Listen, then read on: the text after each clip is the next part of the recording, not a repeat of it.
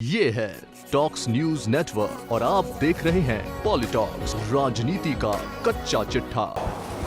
मुद्दा है आदरणीय कमलनाथ जी की ग्वालियर की जो यात्रा थी या जो उनका ग्वालियर जाने का प्रोग्राम था, वो ऐतिहासिक। बहुत कोशिश होने के बावजूद भी इतनी बड़ी तादाद में, इतने बड़े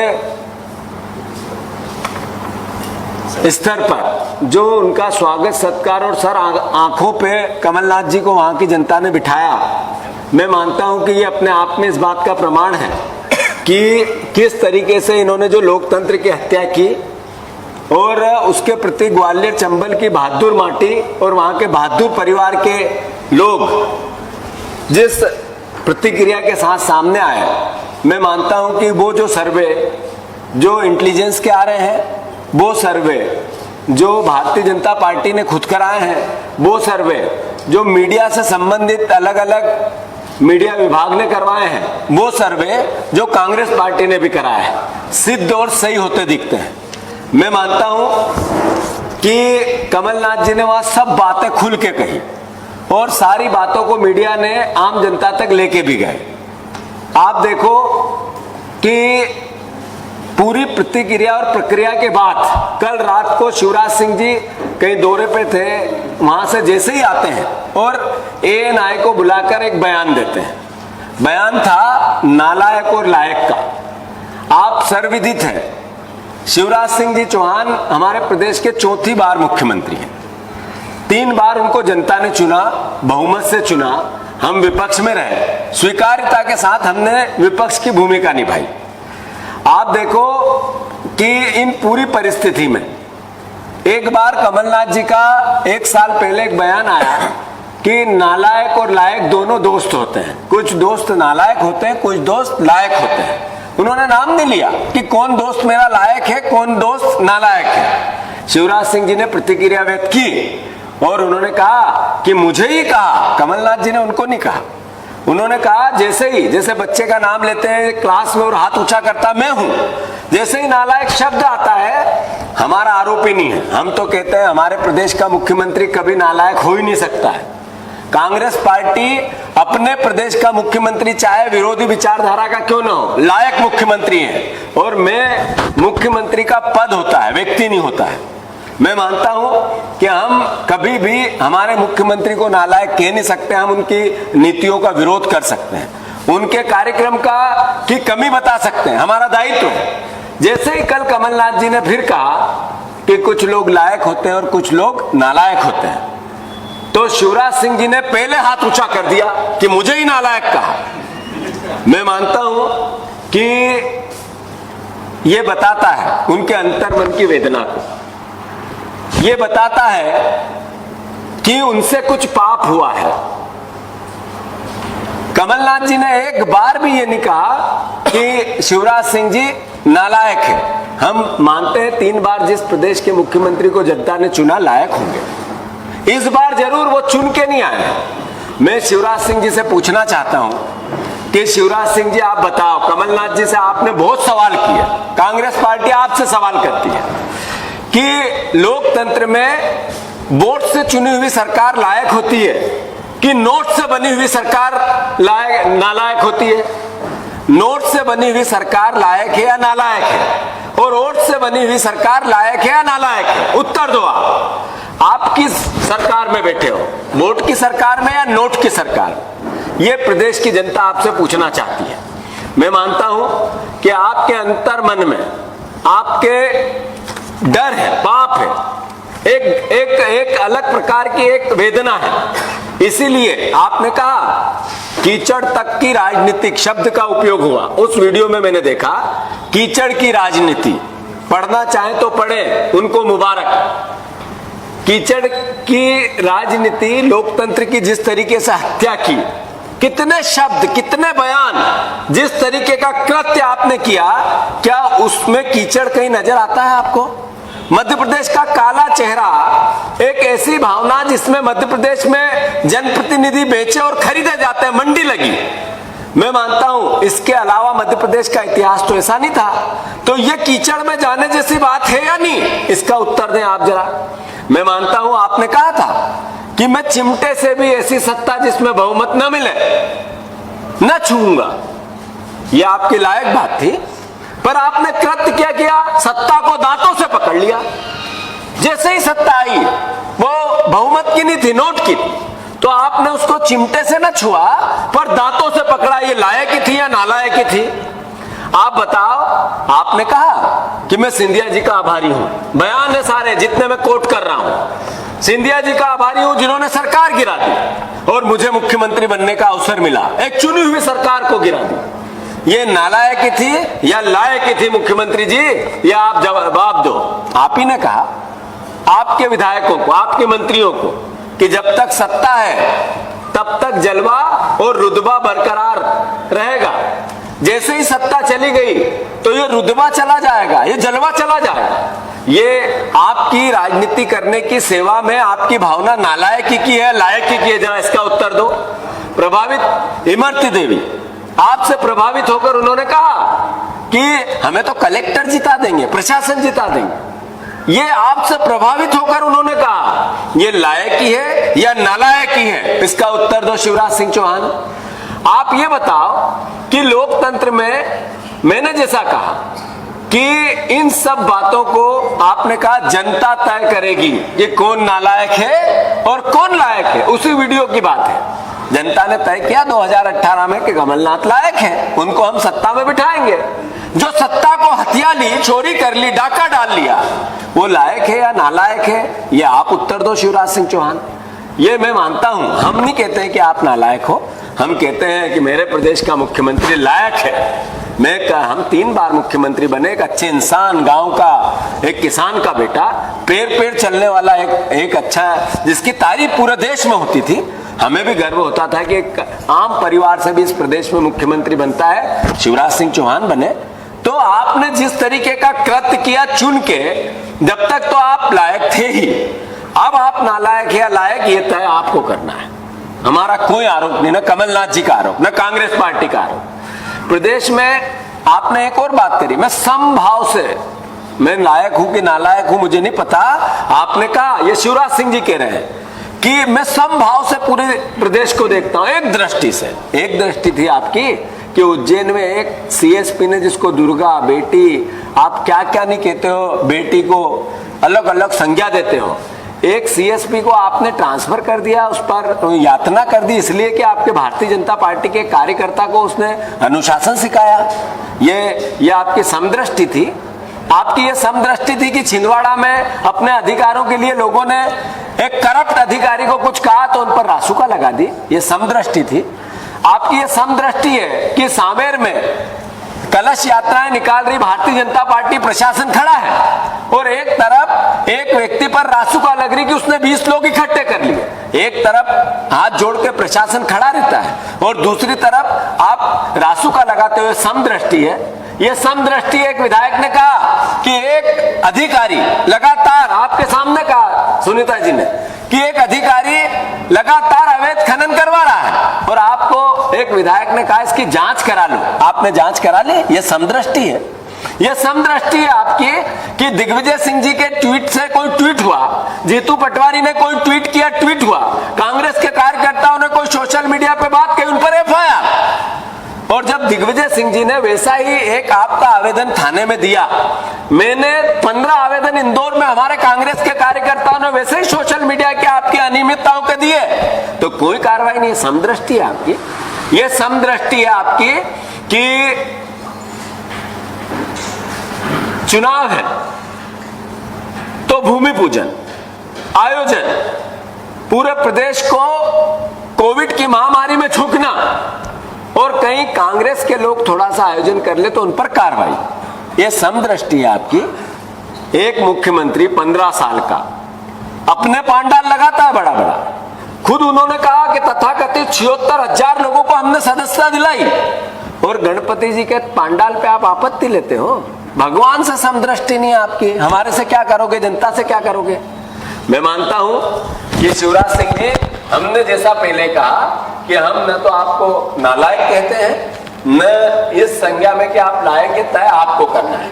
बहुत बात हुई नालायकी और लायकी की। आपने बड़ी बड़ी बातें की। आप 6 किसानों को गोलियों से आपने हत्या करवा दी, आपकी सरकार ने कहा। ये लायक थी कि नालायक थी? आप ये बताओ, 5000 किसानों के बच्चों पर आपने मुकदमे लगवा दिए, नालायक थी या लायक थी? 1,30,000 किसानों पर बिजली के बिल बकाया होने पे 15 साल में आपने मुकदमे लगाए, ये नालायक थी या लायक थी?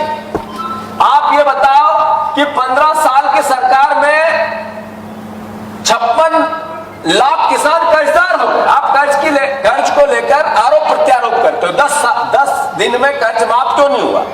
मेरा सवाल है आपसे, कांग्रेस पार्टी का सवाल है कि 15 साल की सरकार में किसान कर्जदार क्यों हुआ? कृषि कर्मण्य अवार्ड आपने लिया, 0% ब्याज के आप पैसे देने की बखान करते हो।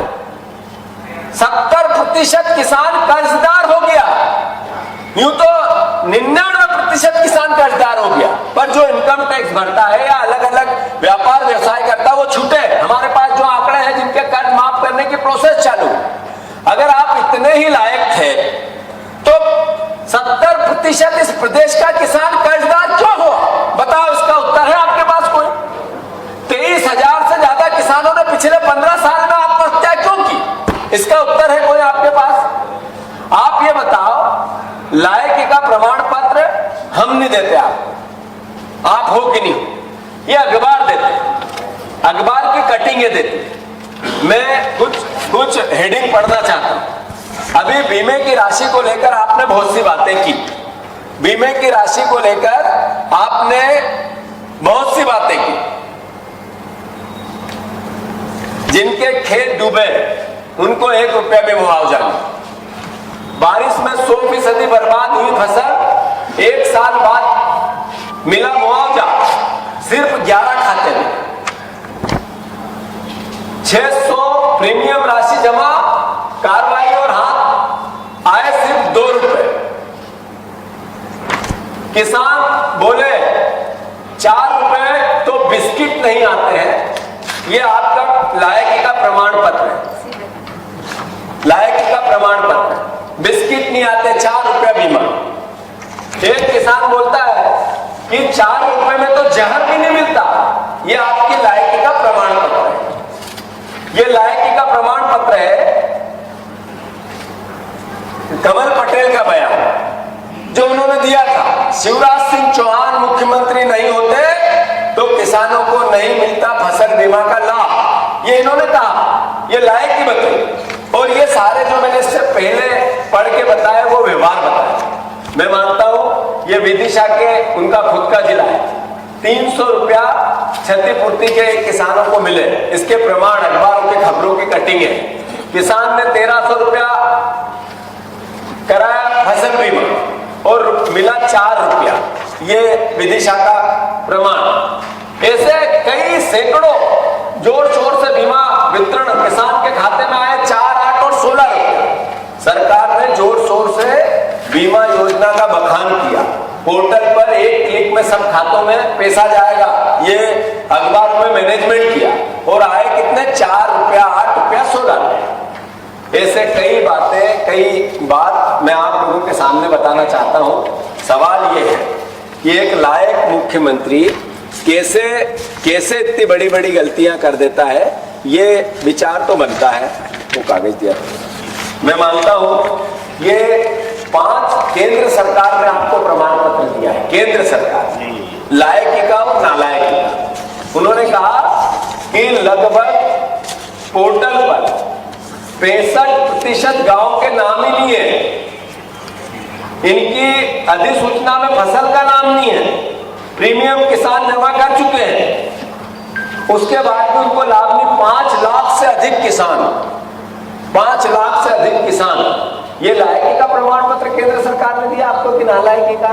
ये उत्तर दें आप प्रदेश को। ऐसी कई बातें हैं जो मैं बताना चाहता हूं। मैं इतना जरूर कहना चाहता हूं कि तीनों अध्यादेश जो अभी केंद्र सरकार लाई है, अगर आप लायक मुख्यमंत्री हो और किसान के हित में बात करना चाहते हो तो ये राजनीतिक भावना से हम बात नहीं कहना चाहते। जो प्राइवेट मंडी का एक्ट आया, जो कॉन्ट्रैक्ट फार्मिंग का एक्ट आया, जो स्टॉक की लिमिट को घटाने का एक्ट आया, इन तीनों एक किसान विरोधी है।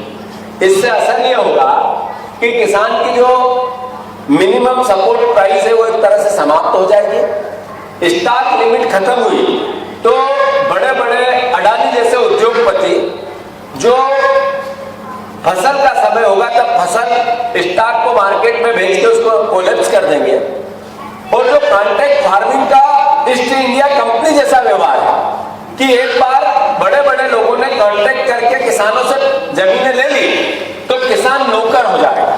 तो शिवराज सिंह जी, आप किसान पुत्र हो, कृषि मंत्री हमारे प्रदेश के हैं, देश के। मैं मानता हूं कि ये जन विरोधी, किसान विरोधी अध्यादेश, इस पे सर्वसम्मति से कल विधानसभा में प्रस्ताव पास हो और इस अध्यादेश का हम विरोध करें, इसको रिजेक्ट करें। ये अपील है कांग्रेस पार्टी की शिवराज सिंह जी से। मैं मानता हूं अगर आप असली किसान पुत्र और लायक हो तो आपको ये व्यवहार करना चाहिए, मोदी जी से न डरना चाहिए। और अगर आपने ऐसा न किया तो आप किसानों के साथ लायक ही कर रहे हो, नालायक ही तय आपको करना पड़ेगा। ऐसी कई बातें हैं, एक के पूरे प्रावधान में लंबे से आपको बता सकता हूं।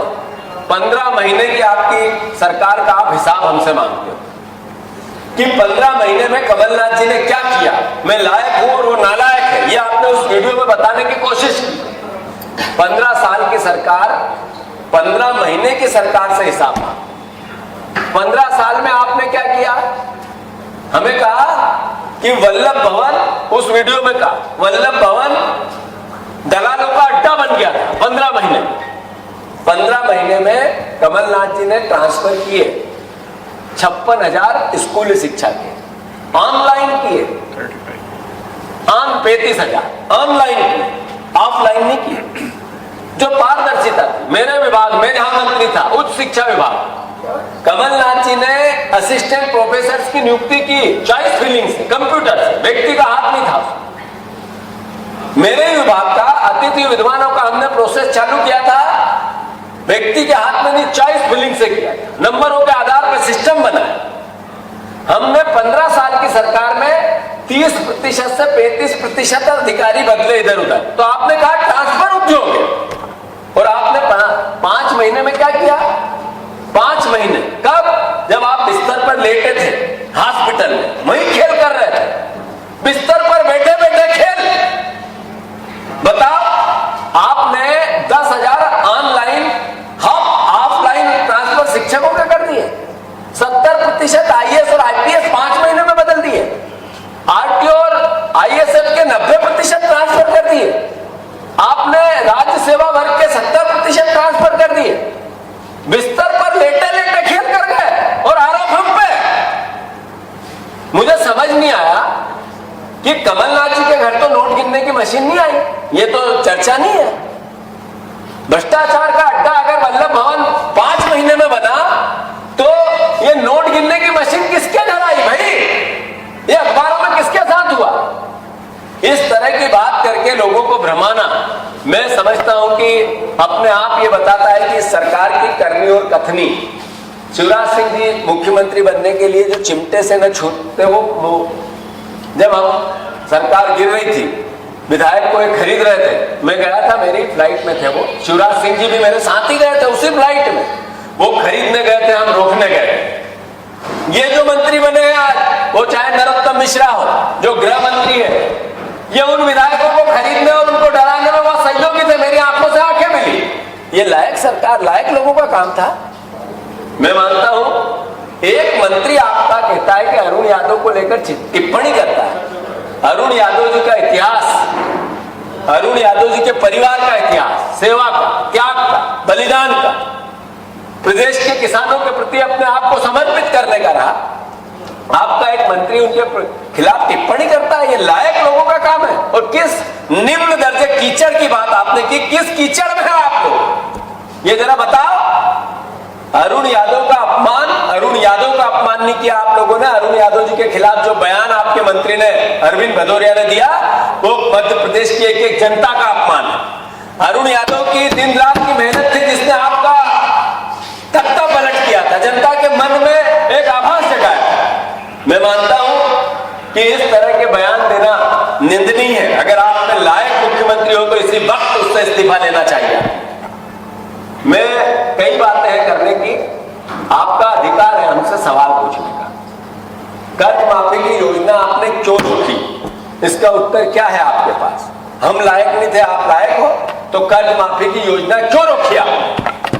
गौशालाएं कमलनाथ जी ने बना दी, क्या गाय का पेट ₹1.30 में भरोगे आप? ये लायक सरकार का काम है? आप ये बताओ, अतिथि विद्वान और अतिथि शिक्षकों का क्या हुआ, उनकी क्यों नहीं हुई रेगुलरिटी? क्या ये लायक सरकार का काम है? 1000 कर्ज माफी 2008 में कहा था आपने, आज तक नहीं की, एक शब्द नहीं बोले। क्या ये लायक सरकार का काम था या लायक मुख्यमंत्री का काम था? आप 51,000 रुपया बहनों की शादियों की राशि कमलनाथ जी ने की और दी नहीं, ये आरोप है आपका। आपने उसको 28,000 कर दी, हम पे आरोप लगाते हो, पर 3 उंगली जब आपके तरफ जाती है, आपने क्यों कम की उनकी राशि? इसका उत्तर क्या है आपके पास?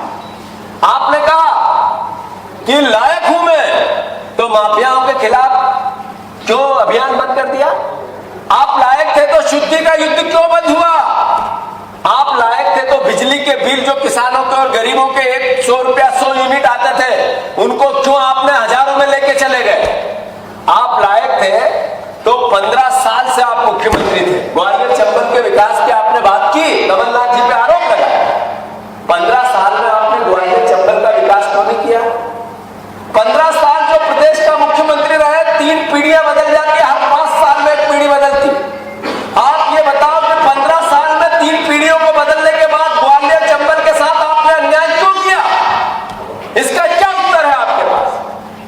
मैं मानता हूं 21,000 घोषणाएं आपकी ऑफिशियल पूरी नहीं हुई, झूठ थी। जहां आप जाते हो वहां पर एक नारा चलता है, नारा होता है कल आ रहे हैं घोषणावीर, कल आ रहे हैं घोषणावीर, या आ रहे हैं घोषणावीर, अब चलेंगे गप्पों के तीर। आप जहां जाते हो वहां एक नारा प्रचलित हो गया कि अब आए हैं घोषणावीर, अब चलेंगे गप्पों के तीर। 21,000 घोषणाएं अधूरी, ये लायक मुख्यमंत्री का काम था? मैं और कांग्रेस पार्टी और कमलनाथ जी सब आपको लायक मानते हैं। अब आप इन सवालों के उत्तर देके बताओ कि आप लायक हो या नालायक हो। ये हमें नहीं पता, जनता चुनती है, वो लायक होता है। आप पीछे के रास्ते से बैठे हो, बिना चुने हुए बैठे हो, सत्ता के को हत्या है, उसको डाका डाला है, ये लायक व्यक्ति का काम था या नालायक का? जरा ये बताओ। मैं मानता हूं कि ऐसी तमाम बातें जो आज प्रदेश में बन रही है, कोविड की महामारी को लेकर क्या स्थिति है? हॉस्पिटल में मैंने पिछली बार जब प्रेस कॉन्फ्रेंस ली थी तो सीधे मोबाइल पे लाइव बात की, एक जगह भी जगह नहीं, स्थिति और भयावह है। अब कांग्रेस पार्टी मांग करती है शिवराज सिंह चौहान से कि दिवाली तक शमशान घाटों में नंबर लगाने पड़ेंगे। अगर यही स्थिति चली, 2000 से ऊपर केस रोज बनते हैं, सरकार आंख मीच के बैठी, साफ सुन गया सरकार। आप देखो इंदौर, भोपाल, ग्वालियर, जबलपुर एवरेज 400 से ऊपर केस आते हैं। हमारे 2000 से ज्यादा लोग मध्य प्रदेश के इस महामारी के काल में चले गए, गांव में चले गए, और मध्य प्रदेश के मुख्यमंत्री और सरकार कोविड की योद्धा के रूप में अपने आप को प्रचलित करती है। हमारी मांग है कि कोविड का जिस तरीके से पूरे प्रदेश में परिस्थितियां बन रही है, इसमें शिवराज सिंह जी को, सरकार को फिर से संज्ञान में लेना चाहिए। मैंने कहा शमशान घाट में नंबर लगाने पड़ेंगे, ये स्थिति बनने वाली है। हम प्रदेश की जनता से भी आह्वान करते हैं, प्रार्थना करते हैं, सरकार ने आपको मरने के लिए छोड़ दिया है, हम लोगों को, मध्य प्रदेश की जनता को मरने के लिए छोड़ दिया। अब सोशल डिस्टेंसिंग का पालन करके इस कोविड की महामारी से स्वयं को लड़ना है, सरकार के छुट्टी, तो आप सब सोशल डिस्टेंसिंग का पालन करें, ये आप सबसे हमारी प्रार्थना है। आदरणीय, बाकी बातें बहुत सारी करने की है, पर जैसा इंटेलिजेंस, शुरुआत में मैंने कहा कि इंटेलिजेंस की सारी रिपोर्टें सारे सर्वे भारतीय जनता पार्टी की सरकार को हरा रहे हैं। सारे विधायक, पूरे के पूरे विधायक कांग्रेस पार्टी के जिता रहे हैं। मैं मानता हूं उससे विचलित होकर शिवराज जी ने लायक और नालायक की बात की है। जनता ने उनको 2018 में बताया है कि वो लायक थे कि नालायक थे। मैं मानता हूं कि फिर चुनाव होंगे, कांग्रेस पार्टी की सरकार बनेगी। हम ये योजनाएं जिनकी मैंने बात की हम फिर लागू करेंगे और कोविड की महामारी में हम सरकार के साथ हैं, सोशल डिस्टेंसिंग का पालन करते हुए हैं। दिवाली तक 5 लाख केस हो सकते हैं मध्य प्रदेश में, जो गति से कोरोना बढ़ रहा है। तो हॉस्पिटल्स की भी व्यवस्था सही कैसे हो, टेम्परेरी हॉस्पिटल्स कैसे बने, ऑक्सीजन की आपूर्ति कैसे हो। एक लायक मुख्यमंत्री ऑक्सीजन की आपूर्ति नहीं करा पाए और अपने आप को लायक और नालायक के सवाल पूछते हैं कमलनाथ जी से। मैं मानता हूं कि ऑक्सीजन की आपूर्ति होनी चाहिए और कोविड को लेकर पूरे प्रदेश में एक जैसा राजनीतिक और विचार से ऊपर उठकर कमलनाथ जी और सर्वदलीय जो भी नेता है विशेषज्ञ उनसे मिलकर, एक साथ मिलकर कोविड से लड़ने की प्रोसेस पर सरकार ने काम करना चाहिए। ये हमारी उनसे प्रार्थना है। आदरणीय सचिन यादव जी भी अपनी बात करें। नमस्कार साथियों, सबसे पहले तो मैं आप सबसे क्षमा चाहता हूँ देरी आने के लिए। बहुत सारी विषयों पर आदरणीय पटवारी जी ने आपसे चर्चा करी। मेरे पास कृषि विभाग का मैं कृषि संबंधित एक दो मुद्दे हैं जिस पर चर्चा करना चाहूँगा। पिछले कई दिनों से हमने आप सबने देखा कि किस प्रकार की अच्छी वर्षा के कारण जो है हमारे पूरे मध्य प्रदेश में हमारे किसानों की फसलें खराब थे और जिस प्रकार से सरकार को इस विपदा में, आपदा में किसानों की मदद करनी चाहिए, वो पहल सरकार की तरफ से नहीं। सरकार सिर्फ अपनी ब्रांडिंग, अपनी मार्केटिंग करने के चक्कर में लगी। 4 बार बीमे की राशि किसानों के खाते में ट्रांसफर करने के लिए 4 बार तारीख जो है बदली और जब तारीख बदली और जब पैसा 18 तारीख को जो है किसानों के खातों में ट्रांसफर किया गया, ट्रांसफर करने से पहले ही सरकार एक आदेश निकालती है और उस आदेश में सरकार निर्देश देती है कि जो भी बीमा राशि किसानों के खाते में ट्रांसफर की जा रही है उस बीमा राशि से जो किसान साथियों के ऊपर जो कर्ज है उस कर्ज की वसूली जो है उस बीमे की राशि से की जाए। जो राशि किसानों के खाते में डाली गई उसका बड़े डिटेल में आदरणीय नीतू पटवारी जी ने आप सबको बताया। कहीं किसी के खाते में 4 रुपये गए, किसी के 8 रुपये गए, कहीं 16 रुपये गए। पूरे मध्य प्रदेश में ऐसे कई अनेकों गांव हैं, उन गांव में एक भी किसान को बीमे की राशि नहीं मिली। तो किस प्रकार से सिर्फ और सिर्फ अपनी ब्रांड बिल्डिंग करने के चक्कर में, अपनी इमेज बिल्डिंग करने के चक्कर में आप उनको छूने की कोशिश कर रहे हो, किसानों को भ्रमित करने की कोशिश कर रही है। आज ये वक्त झूठी पीठ थपथपाने का नहीं है। आज ये वक्त वाकई में हमारे किसान साथियों को मदद की आवश्यकता है, उनको सहयोग की आवश्यकता है, उनके जो दुख है, उनका जो दर्द है, उनके आंसू पोंछने का ये वक्त है। मैं सरकार से पुनः आग्रह करता हूँ कि ये शोषाबाजी बंद करें और असल में जो है हमारे किसान साथियों की मदद करने का काम करें, उनको सहयोग प्रदान करने का काम करें। और जो 3 अध्यादेश अभी केंद्र सरकार ने जो हमारे जारी करे हैं, मैं निश्चित रूप से जिस तरह की आनंद नीतू पटवारी जी ने कहा है, हम सब लोग साथी जो है, क्योंकि ये तीनों अध्यादेश किसान विरोधी हैं, हम सब इसका विरोध करते हैं। और अगर वाकई में अगर ये किसान हितैषी होता तो क्या जरूरत थी केंद्र सरकार को कि बिना इसके ऊपर चर्चा किए हुए, बिना इसके ऊपर किसी एक सार्थक बहस करते हुए इसके जो अध्यादेश के जो पहलू हैं उन पर विचार विमर्श किए हुए ऐसी क्या जल्दीबाजी थी, ऐसी कौन सी आफत आ गई थी कि आपको इन अध्यादेशों को चोरी छिपे जो है इनको पास करना पड़ा, इनको चोरी छिपे अध्यादेशों को लाना पड़ा। ये कुल मिलाकर के ये अध्यादेश जो भारतीय जनता पार्टी के लोग, इनके नेता जो कह रहे हैं, ये कह रहे हैं कि किसान हितैषी, लेकिन ये सिर्फ किसानों को दिखाने के लिए, बोलने के लिए कहा जा रहा है। पीछे से ये बड़े बड़े जो कॉर्पोरेट वर्ल्ड है, बड़े बड़े उद्योगपति हैं, उन उद्योगपतियों की एक डायरेक्ट एंट्री जो है करने के लिए जो है ये अध्यादेश को लागू किया है। हम तमाम साथी जो है इसका पूर्ण विरोध करते हैं और भगवान इनको सद्बुद्धि दे और उम्मीद करते हैं कि इस अध्यादेश को जो है सरकार वापस लेने का। जी, कोई सवाल तो नहीं है? बता। वो इमरती देवी की निष्ठा पर सवाल उठा रहे हैं। पूछ रहे हैं कि किसी पत्रकार ने आज तक नहीं पूछा कि इमरती देवी के पति कौन है, उनका फोटो उसके साथ क्यों नहीं दिखाई देता। तो आपको लगता है क्या उपचुनाव में इस तरीके के सवाल, इस तरह की भाषा राजनीतिक क्षेत्र में हमेशा मर्यादा और पारिवारिक दृष्टिकोण से की गौणता के साथ काम करना चाहिए। कांग्रेस पार्टी इसको बल देती है, पर चूंकि चुनाव में जिस तरीके के सवाल क्षेत्रीय जहां चुनाव चलते हैं उस क्षेत्र में चलते हैं, शायद उस पर कोई सवाल जवाब हो सकते हैं। पर कांग्रेस पार्टी कौन किसका पति है और कब दिखेगा, इससे कांग्रेस पार्टी का कोई लेना देना नहीं। हाँ, अनुराग कुछ? सर, सिंधिया जी के बेटे और शिवराज सिंह चौहान के बेटे अब चुनावी मैदान में उतर रहे हैं।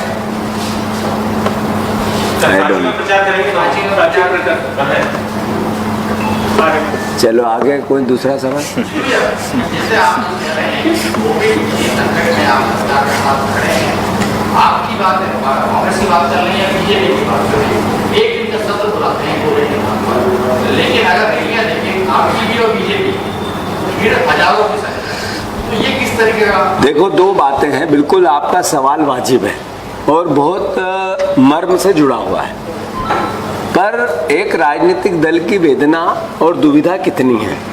एक चुनी हुई सरकार को गिराना, उसके लिए कोरोना को आमंत्रित करना। स्वास्थ्य मंत्री खुद अस्वस्थ हैं और कौन स्वास्थ्य मंत्री आज प्रदेश की जनता से सर्वे करा लो तो पता ही नहीं चलेगा।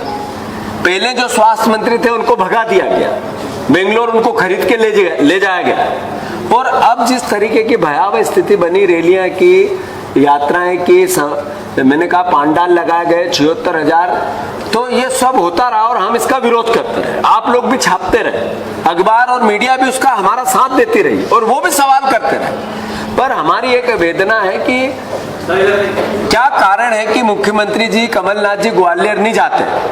ये बार बार ये बातें शिवराज सिंह ने, बीजेपी ने और ये सवाल खड़े किए। कमलनाथ जी कार्यकर्ताओं से मिलने गए, ये कार्यकर्ताओं का इतना भारी जमघट, उनका उत्साह और उनका गुस्सा था। कांग्रेस पार्टी को आशा नहीं थी इतनी बड़ी तादाद में लोग आएंगे, हमें आशा थी कि हम कार्यकर्ताओं से कम विधानसभावार मिलाएं। ये एक स्वाभाविक प्रक्रिया है एक राजनीतिक दल की, हमने की। मैं मानता हूं हमारा मन पवित्र है और हम कोविड से लड़ना चाहते हैं सरकार के साथ और जनता के साथ। तो भारतीय जनता पार्टी और कांग्रेस को एक तराजू में नहीं तोले। भारतीय जनता पार्टी कोविड को मध्य प्रदेश में आमंत्रित करने के लिए अभियुक्त है और हम लोग पूरी प्रोसेस, आप कोविड से 5 महीने की कांग्रेस पार्टी की जनता के साथ उसका सहयोग करके लड़ने की है, तो एक तराजू में नहीं तोल सकते। पर आपका प्रश्न वाजिब है और कांग्रेस पार्टी इसके साथ है। कमलनाथ जी दिल्ली में मौजूद है, ये भी बताया जा रहा है कि भारत प्रत्याशियों की जो लिस्ट है वो वहां पर मंथन होगी, तो ऐसा लगता नहीं है कि अंदरूनी किसी प्रकार का मतभेद? कमलनाथ जी भोपाल में मौजूद है और पहली लिस्ट आई जब कोई मतभेद आपको दिखे, दूसरी लिस्ट आएगी तो कोई बिना मतभेद से हो जाएगी। इस बार नेता, एक प्रोसेस होता है हर पार्टी का, कि जो दिल्ली की हमारी इलेक्शन कमेटी है उसमें से ही आती है, एक प्रोसेस को फॉलो करना होता है। पर कमलनाथ जी जो निर्णय ले रहे हैं, पूरी पार्टी पूरे तरीके से उनके साथ है। जब चुनाव होंगे लिस्टें तो आएगी, पर जिस दिन चुनाव होंगे उस दिन शिवराज जी चले जाएंगे, कमलनाथ जी मुख्यमंत्री बन जाएंगे। एक मिनट,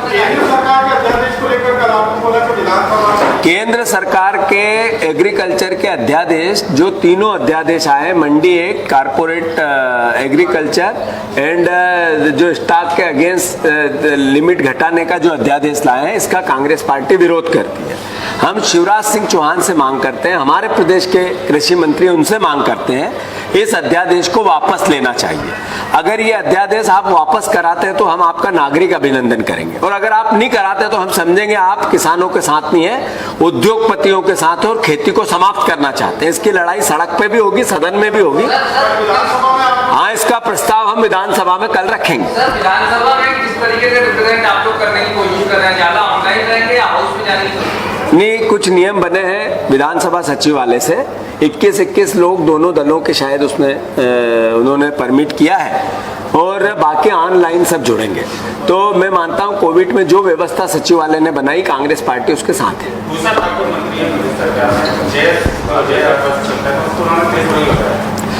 ऐसा है कि शंकर लालवानी जी हैं हमारे इंदौर शहर के सांसद, उन्होंने एक वक्तव्य उनका अभी सोशल मीडिया पे दौड़ रहा है। आज जैस एक संगठन है जो अपने हितों और आदिवासियों के हितों और अधिकारों की रक्षा के लिए बना है, उसको मान्यता है। मुख्यमंत्री कई बार उस संगठन में शिवराज सिंह जी मुख्यमंत्री रहते हुए गए, उनके कार्यक्रम में गए। अब इस तरह के बयान देना इनकी जो सोच है संकीर्ण और कट्टरपंथी, उसको दिखाता है। हम निंदा करते हैं ऐसे मंत्री की जो किसी भी देश के संगठनों को जो अपने हकों और अधिकारों के लिए लड़ता है उसको राष्ट्रद्रोही बताता है। हम उसका विरोध करते हैं। और कोई? Thank you. ये है टॉक्स न्यूज नेटवर्क और आप देख रहे हैं पॉलिटॉक्स, राजनीति का कच्चा चिट्ठा।